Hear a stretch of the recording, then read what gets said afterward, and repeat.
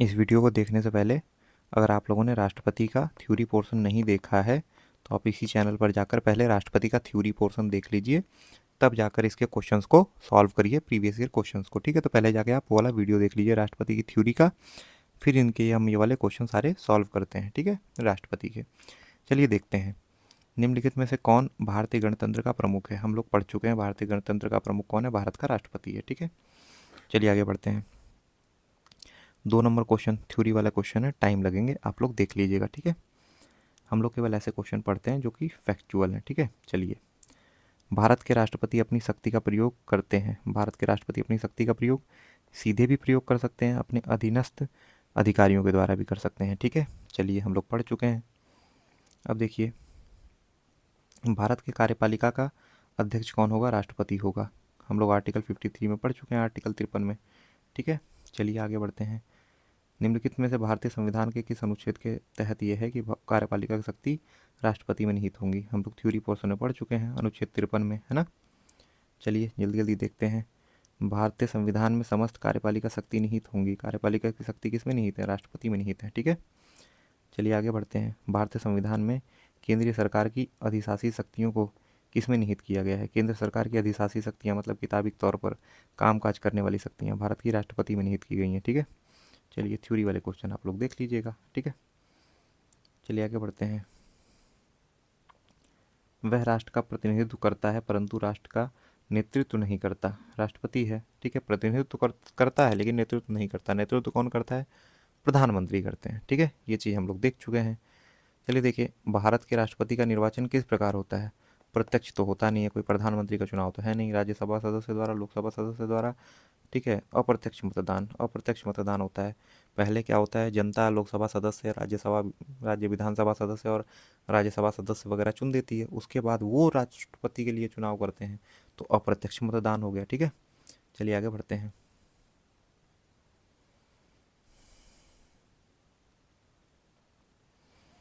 चलिए theory question है,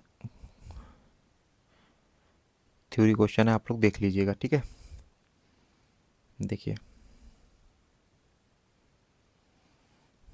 देखिए, भारत के राष्ट्रपति का चुनाव किया जाता है, प्रत्यक्ष निर्वाचन नहीं, एकल हस्तांतरण मत, अनुपात मत, खुला बैलेट।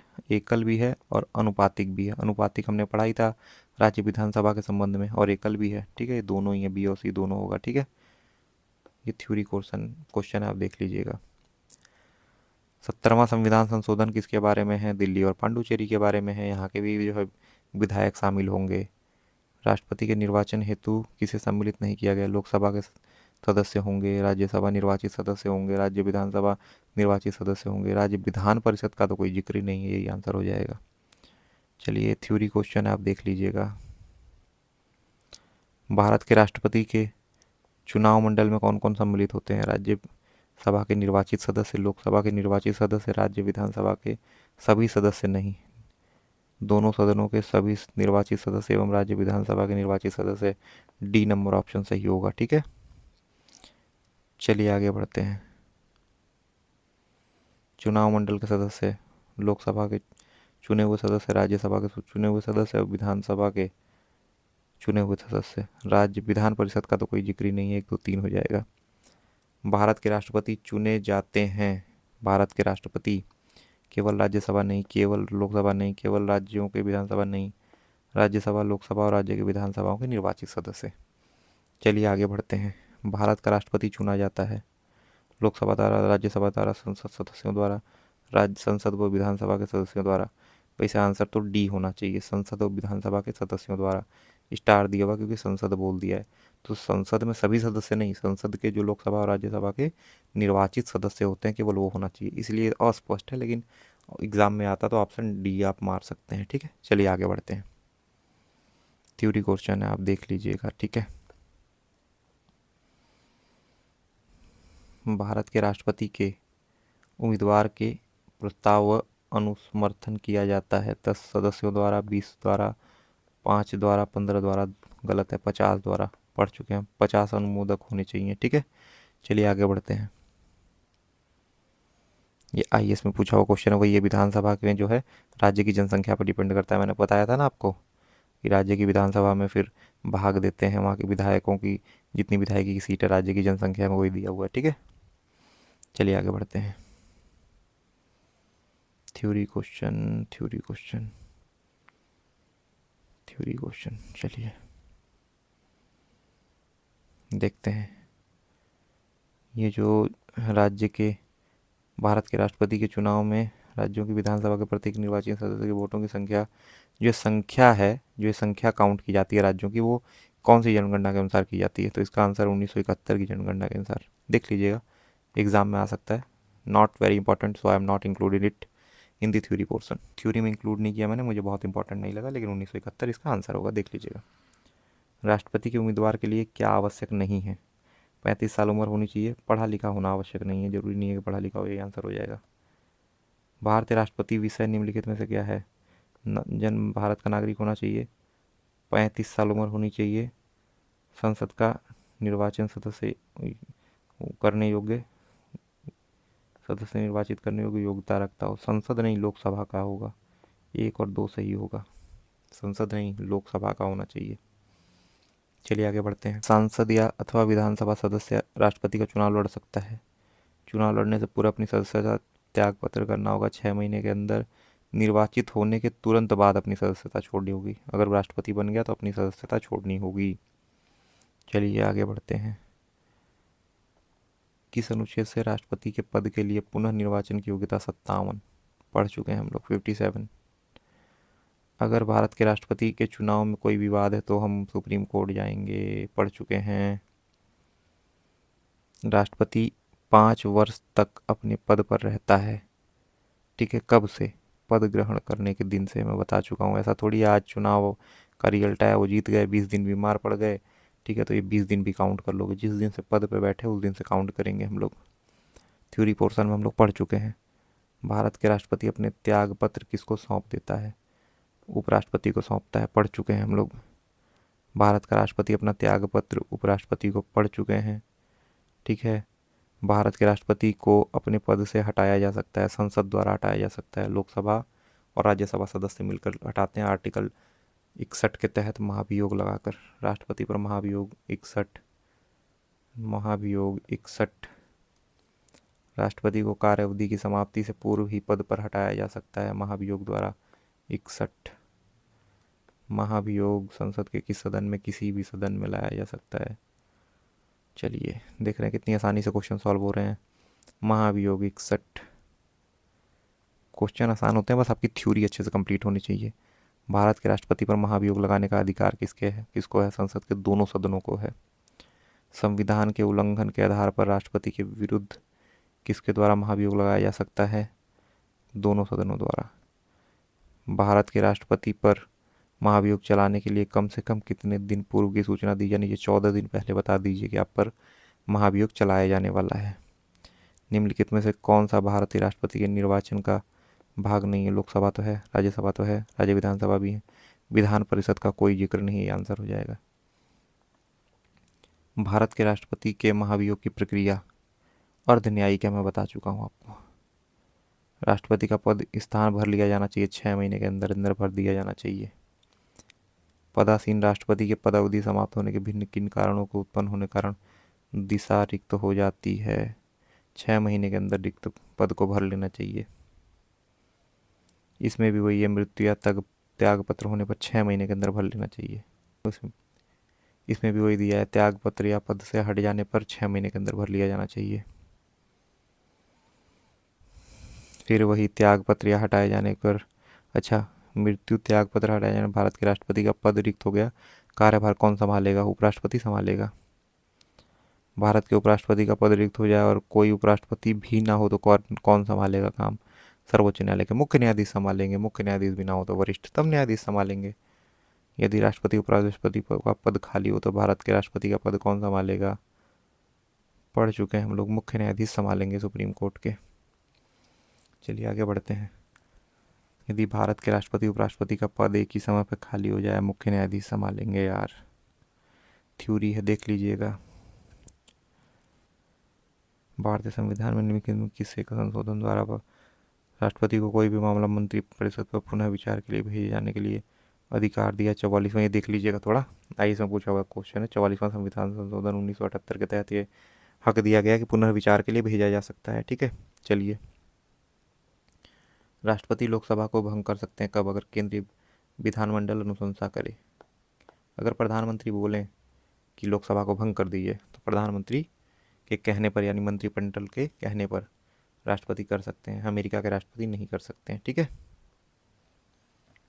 भारत के राष्ट्रपति की अनुशंसा पर लोकसभा भंग कर सकते हैं मंत्रिपरिषद की अनुशंसा पर। अगर प्रधानमंत्री और उनके मंत्रिमंडल कहे कि लोकसभा को भंग कर दीजिए तो कर देंगे। लोकसभा और राज्यसभा की संयुक्त बैठक किसके द्वारा आहूत की जाती है?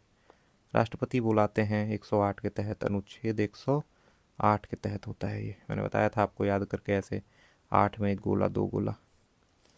चलिए आगे बढ़ते हैं। अनुच्छेद 108 के अंतर्गत लोकसभा और राज्यसभा की संयुक्त बैठक राष्ट्रपति बुलाएगा। भारतीय संविधान की संयुक्त अधिवेशक निम्नलिखित में से कौन बुला सकता है? राष्ट्रपति बुला सकता है, अनुच्छेद 108 के तहत बता चुका हूँ। भारत के राष्ट्रपति से संबंधित निम्नलिखित कथनों में कौन सा सही नहीं है? संसद का एक संगठन का भाग है, दोनों सदनों की चर्चा में भाग लेता है, नहीं चर्चा में भाग नहीं लेगा, खाली भाषण देगा, स्पीच देगा। दोनों सदनों की संयुक्त बैठक बुला सकता है, अध्यादेश लागू कर सकता है। बी ही जो है गलत है इसमें।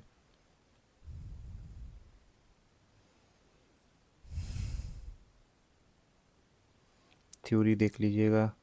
एक विधेयक जो संसद में प्रस्तुत किया जा रहा है किसी भी क्रिया के बाद अभिक्रिया बनता है, वह दोनों सदनों में पारित हो जाए, राष्ट्रपति की सहमति के बाद बनेगा, सिग्नेचर के बाद कानून बन जाएगा।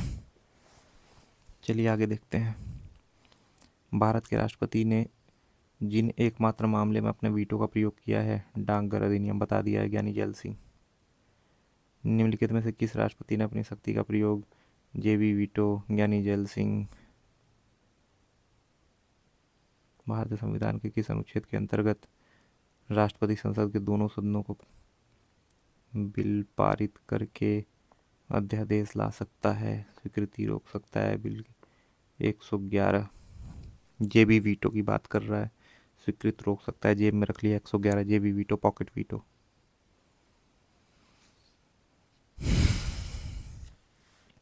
जब कोई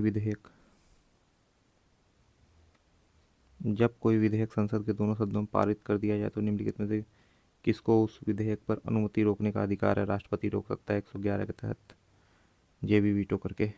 थ्योरी पोर्शन देख लीजिएगा। निम्न में से किस विषय पर राष्ट्रपति के लिए मंत्रिपरिषद की सलाह लेना आवश्यक नहीं है? मंत्रिपरिषद की सलाह विधेयकों की स्वीकृति देने के लिए। पता है ना, जेबी वीटो में चाहे तो अपने पास रख सकता है, वापस ना भेजे। चलिए आगे बढ़ते हैं। राष्ट्रपति की विधायी शक्तियाँ कौन सी है? संसद को आहूत करना, सत्रावसान करना, संसद की बैठक करना, अध्यादेश जारी करना। यही तो इसके पास पावर है। ये क्या पावर हुई? संसद बुलाओ, बैठाओ, अध्यादेश जारी कर रहे हो आप 123 अनुच्छेद के तहत, ये आपके पास पावर है। थ्योरी ये देख लीजिएगा।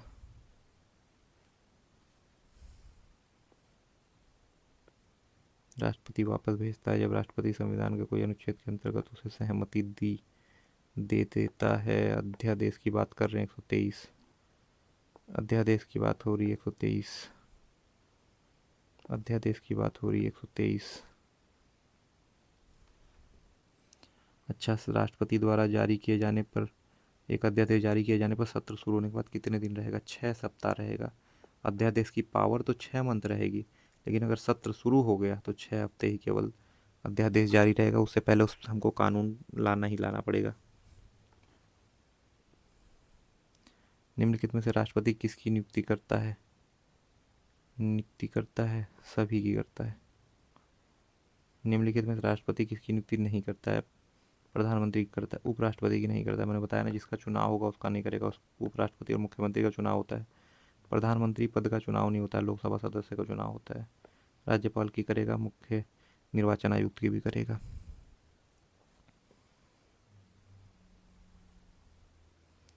भारतीय संविधान जो है असाधारण परिस्थितियों में राष्ट्रपति को राज्यपाल के कर्तव्य निर्वहन हेतु उपबंध देता है। ये हमने थ्योरी में नहीं पढ़ा था, देख लीजिए। आर्टिकल 160 160 के तहत संविधान में जो अनुच्छेद 160 है उसके तहत बोला गया है कि राष्ट्रपति राज्यपाल के कार्यों का निर्वहन कर सकता है। 160 भारतीय संविधान द्वारा भारत के राष्ट्रपति को अधिकार नहीं है प्रधानमंत्री की नियुक्ति करेगा, मुख्यमंत्री की नियुक्ति नहीं कर सकता है, मुख्यमंत्री और उपराष्ट्रपति की नियुक्ति नहीं कर सकता है। उच्चतम न्यायालय से सलाह 143 पढ़ चुके हैं थ्योरी में हम लोग। भारत के राष्ट्रपति की शक्तियां के बारे में निम्नलिखित में से कौन सा सही नहीं है? सर्वोच्च न्यायालय के परामर्श को स्वीकार करना चाहिए। नहीं, स्वीकार नहीं करना चाहिए। मन हो तो मानिए, नहीं तो मत मानिए। आपातकाल शक्ति सही है। राष्ट्रपति शासन को आगे बढ़ाने की शक्ति सही है। स्वीकार या अस्वीकार दोनों कर सकता है, गलत यही है। मानने के लिए बाध्य नहीं है।